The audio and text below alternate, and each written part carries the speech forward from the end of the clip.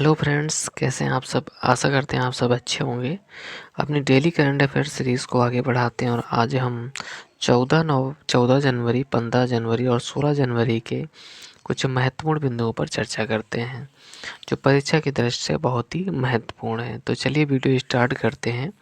पहला पॉइंट है, हाल ही में IUCN ने रेड डेटा सूची में मीठे पानी के जैव विविधता के महत्वपूर्ण हॉटस्पॉट के रूप में किसे सूचीबद्ध किया है। तो ये किसे सूचीबद्ध किया है? ये पश्चिमी घाट को सूचीबद्ध किया है। पश्चिमी घाट को हम लोग सह्याद्री के रूप में भी जानते हैं। बात करते हैं IUCN की, तो Indian union conservation of nature इसका फुल फॉर्म है और इसकी स्थापना 1948 में इसकी स्थापना होती है। दूसरा पॉइंट है, हाल ही में फ्यूचर और जॉब रिपोर्ट 2025 किसने विकसित की है। तो वर्ल्ड इकोनॉमिक फोरम WEF ने विकसित की है। और कुछ और भी इम्पोर्टेंट रिपोर्ट हैं, जैसे विश्व बैंक क्या जारी करता है, बी रेडी रिपोर्ट जारी करता है। IMF की बात करें तो ग्लोबल इकोनॉमिक आउटलुक की रिपोर्ट जारी करता है। तीसरा पॉइंट है, कैलिफोर्निया के जंगलों में लगी आग को बुझाने के लिए चर्चा में रही गुलाबी अग्निरोधी का मुख्य तत्व क्या है। तो वो ऐसा कौन सा मुख्य तत्व है जो गुलाबी अग्निरोधी था, उसका क्या नाम है? तो अमोनियम फास्फेट उसका नाम था। ये किस कलर का था? तो ये गुलाबी कलर का था। चौथा पॉइंट है, नवीन और नवीकरणीय ऊर्जा मंत्रालय के अनुसार वर्ष 2025 में अक्षय ऊर्जा क्षमता में कितनी वृद्धि का रिकॉर्ड दर्ज किया गया है। तो ये कितना रिकॉर्ड दर्ज किया गया है? 30 गीगावाट नवीकरणीय ऊर्जा का रिकॉर्ड दर्ज किया गया। 2023 में कितना था? 13.75 गीगावाट था। 24 में कितना हो गया है? 30 गीगावाट है। और इसका टारगेट क्या है? 2030 तक 500 गीगावाट करने का ये इसका टारगेट है। पांचवा पॉइंट है, प्रधानमंत्री नरेंद्र मोदी ने जेड मोड सुरंग का उद्घाटन कहाँ किया है। तो ये इस सुरंग का उद्घाटन कहाँ किया है? तो ये जम्मू कश्मीर में किया है। जम्मू कश्मीर के कहाँ पे किया है? तो गंदेरबल ज़िले में किया है। और ये सुरंग दो दो पॉइंटों को जोड़े, कौन से? गगनवीर और ये सोनबर्ग। किसको किसको जोड़ेगी? तो ये गगनवीर और सोनबर्ग को जोड़ेगी। और इस टनल की जो लंबाई है वो कितनी है? 6.4 किलोमीटर इस टनल की लंबाई है। छठवां पॉइंट है, फसल कटाई उत्सव माघ बिहू कहाँ मनाया गया? तो ये कहाँ मनाया गया? ये असम में मनाया गया।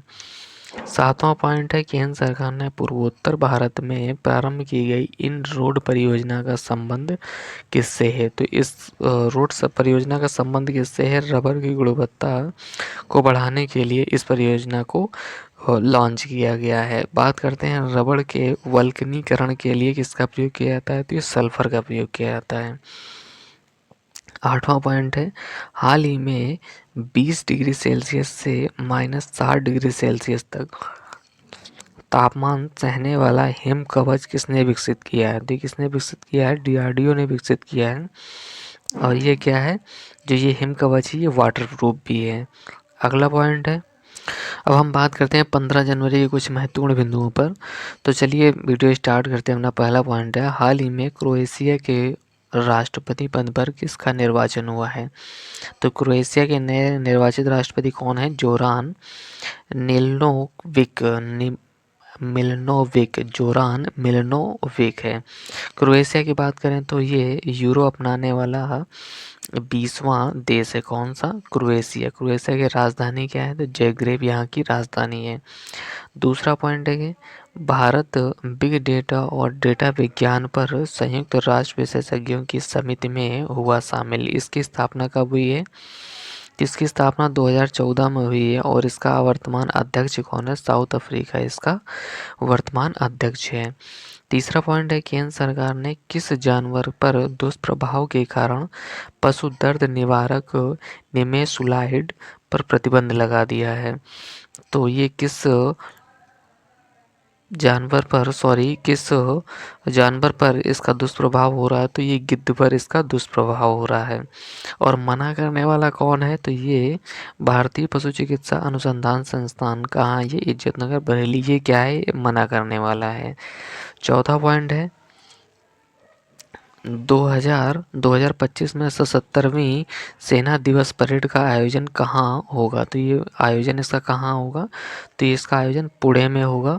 पुणे यानी महाराष्ट्र में होगा। इसकी थीम क्या है? तो समर्थ भारत सक्षम सेना इसकी थीम है। और नेपाली सेना बैंड क्या है इसमें भाग लेगा।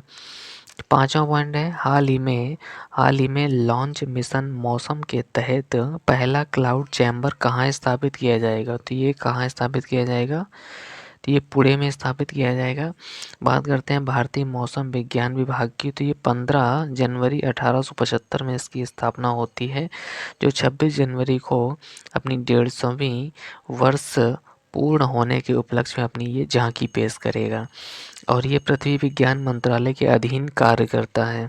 इसका उद्देश्य क्या है? पंचायत स्तर पर मौसम का पूर्वानुमान लगाना, ये इसका मुख्य उद्देश्य है। छठवां पॉइंट है चर्चा में रहे, राष्ट्रीय हल्दी बोर्ड का मुख्यालय कहाँ है? तो ये बहुत ही महत्वपूर्ण पॉइंट है। इसका मुख्यालय कहाँ है? तो निजामाबाद इसका मुख्यालय। ये कहाँ है? तेलंगाना में। इसका लॉन्च किसने किया है? तो पीयूष गोयल ने इसको लॉन्च किया है। सातवां पॉइंट है नाग MK2 एंटी टैंक मिसाइल का सफल फील्ड ट्रायल कहाँ हुआ है? तो ये कहाँ हुआ है? ये पोखरण राजस्थान में हुआ है। इसको विकसित किसने किया है? DRDO ने इसको विकसित किया है।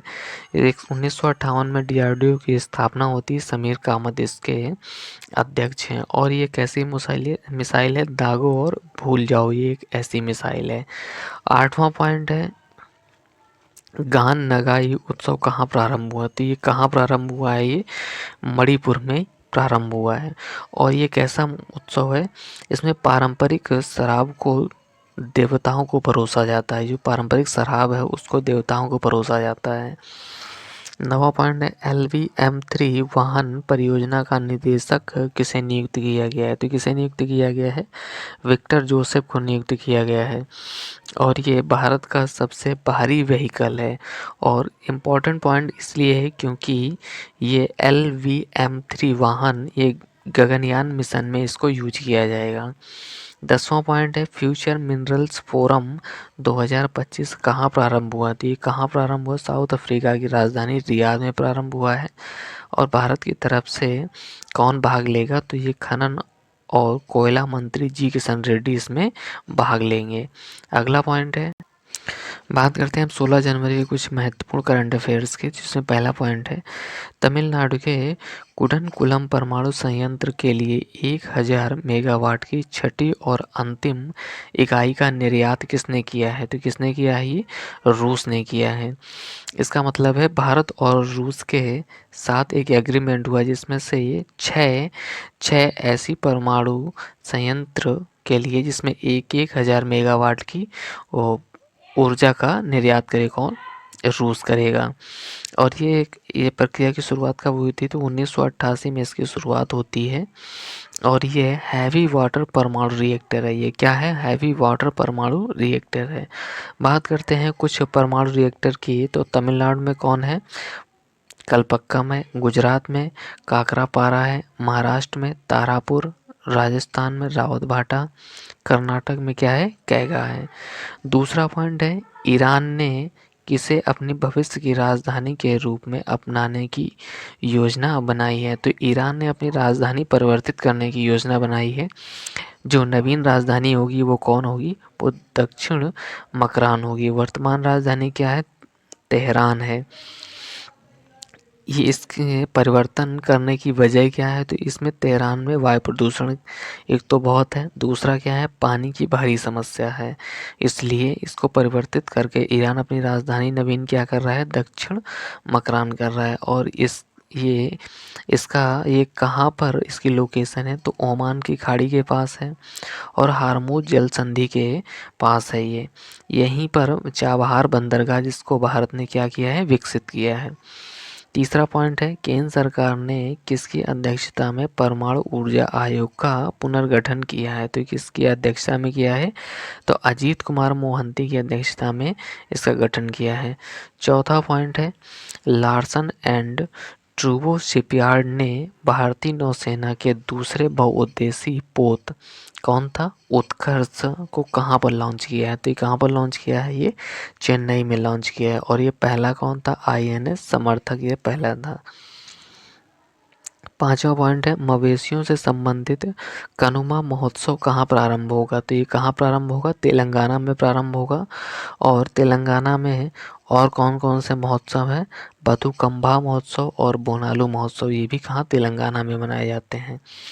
इसमें क्या होता है? कनुमा महोत्सव में क्या होता है? कृषि उपकरण की, जो कृषि से संबंधित जो उपकरण होते हैं उनकी क्या होती है? पूजा अर्चना की जाती है। 6वां पॉइंट है, प्रधानमंत्री प्रधानमंत्री कृषि सिंचाई योजना के तहत 56 नई वाटरशेड विकास परियोजनाओं को स्वीकृत किसने दी है? तो किस मंत्रालय ने इसकी स्वीकृत दी है? तो ग्रामीण विकास मंत्रालय ने इसकी स्वीकृत दी है। और ये 10 राज्यों में ये 56 नई वाटरशेड विकास योजनाओं को स्वीकृत मिली है। इसमें क्या होगा? 2.8 लाख हेक्टेयर जो बंजर भूमि है उसको सिंचित किया जाएगा। 7वां पॉइंट है, डॉक्टर KS चौहान की पुस्तक parliament power functions and privilege का विमोचन किसने किया है? तो किसने किया है? भारत के उपराष्ट्रपति जगदीप धनखड़ ने इसका विमोचन किया है।